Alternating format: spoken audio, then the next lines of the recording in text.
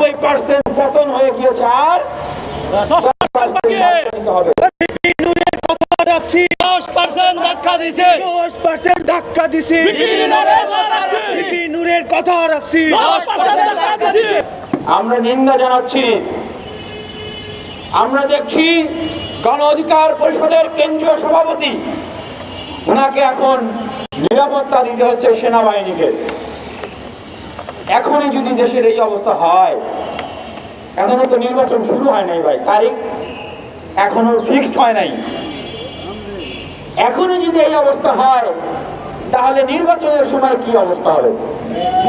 এই প্রশাসন কি পারবে না নিরাপত্তা দিতে?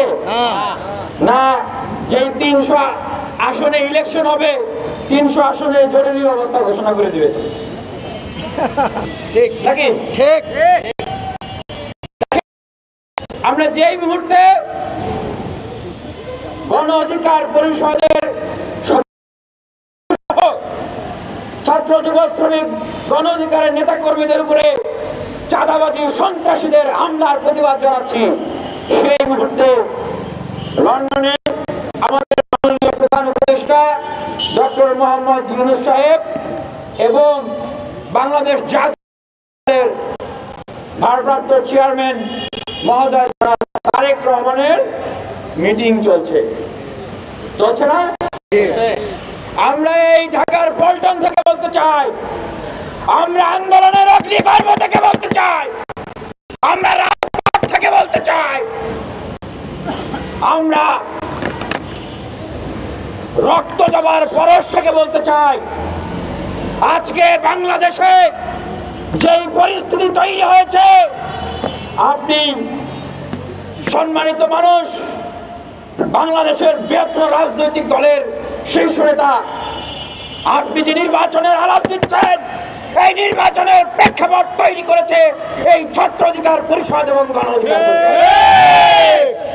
যদি 2018 সংস্কার আন্দোলন না হতো, 19 সালে ডাকসু নির্বাচন না হতো, ছাত্র অধিকার পরিষদের নেতৃবৃন্দ বারবার মার খেয়ে আবারও যদি বিশ্ববিদ্যালয়ে ছাত্রলীগের অত্যাচার নিপীড়নের বিরুদ্ধে বুক চেতিয়ে না দাঁড়াতো, বাংলাদেশের তরুণ দামালদের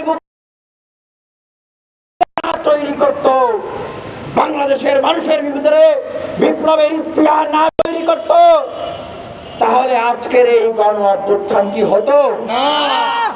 হতো না। আমরা গণ প্রিজন ভ্যান থেকে বলেছে 90% পতন হয়ে গিয়েছে, আর 10% বাকি হবে।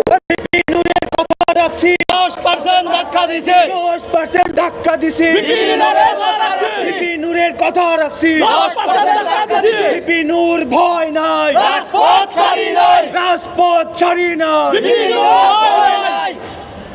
আমরা এই কথাগুলো বলি নাই ভাই, এখনো এই কথাগুলো বলতেছি যে আমাদেরকে উপদেষ্টা বানান, আমাদেরকে 20টা 30টা আসন দেন, এই দেন, মন্ত্রিত্ব দেন, এই জন্য বলছি না ভাই। কথাগুলো এখন বলতেছি এই জন্য, যারা বিপ্লবের ঠিকাদারি নিয়েছেন, তাদের কার্যক্রম কর্মকাণ্ড, তাদের চাঁদাবাজি, তাদের সিন্ডিকেট, তাদের নিয়োগ বাণিজ্য, বিপ্লবকে কক্ষিগত করে সবাইকে মাইনাস করে দেওয়া, দেশকে একটা সহিংসতা সংঘাতের দিকে ঠেলে দেওয়া, বিশৃঙ্খলতার দিকে ঠেলে দেওয়া, তখনও কি আমরা মুখে আঙ্গুল দিয়ে চুপ করে বসে থাকবো? না।